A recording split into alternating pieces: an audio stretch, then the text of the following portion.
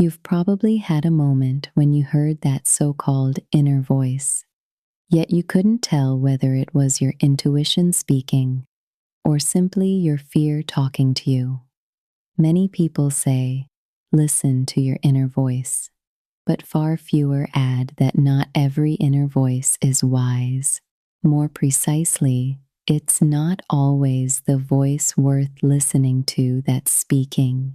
That's what I'd like to talk about today, not to give you strict rules to decide by, but an inner map that might help. Let me start with a story. Imagine you're standing at the edge of a forest. In front of you are two paths. One is narrower, seemingly quiet. The other is louder, already cluttered with signs at the very beginning. Danger. Don't go this way. What if? You stand there, sensing that you have to choose. This is the moment when intuition and fear often speak at the same volume, but with an entirely different quality. Let's start with the voice of intuition. Intuition doesn't rush you.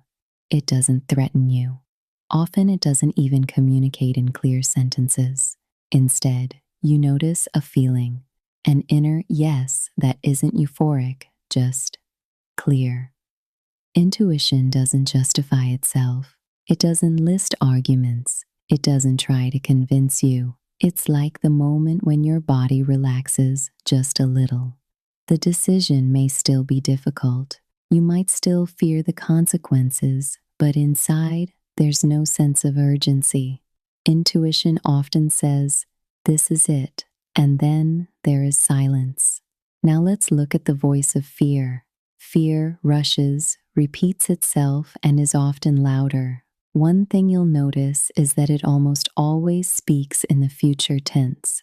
For example, what if you mess this up? You wouldn't survive that. Of course, it also likes to scare you with the past. But another clear warning sign is that fear argues. It creates scenarios. It wants to prove its point. Your body doesn't relax, it tightens. The voice of fear often sounds very smart, logical, persuasive, but if you listen closely, you can feel the tension underneath it. One of the most important differences is this: intuition is connected to the present moment. Fear, on the other hand, speaks from the past and projects it onto the future. It protects an old experience, a wound, a memory.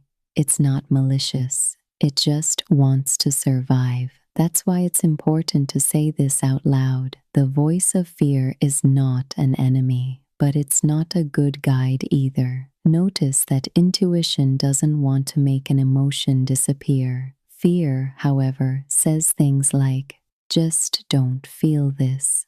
Just don't let it hurt. Just don't be alone.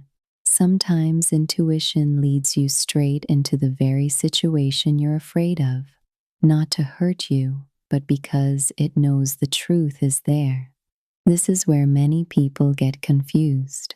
When a decision feels safe, yet inside it feels almost suffocating, and when another decision feels frightening, but inside, you still sense that it might be the way. Intuition often doesn't calm you. It touches you. Ask yourself one simple question. The next time you can't tell which voice is speaking to you, don't ask, is this the right decision? Ask instead, does this voice want to protect me? Or is it calling me somewhere? Fear protects. Intuition calls. One more thing to take with you. Intuition doesn't shout when your nervous system is overwhelmed. So if you're tense, exhausted, overstimulated, the voice of fear will be louder. That's why often the best first step isn't the decision itself, but calming down, quieting yourself so you can hear the other voice too. If you think back now to a situation where you couldn't tell which voice to listen to, you might hear it differently today. Don't worry constantly about whether you're making the right decision. For a start, it's enough to slowly learn the difference between noise and a calling. Intuition never rushes, it will wait, and when you're ready, it will speak again.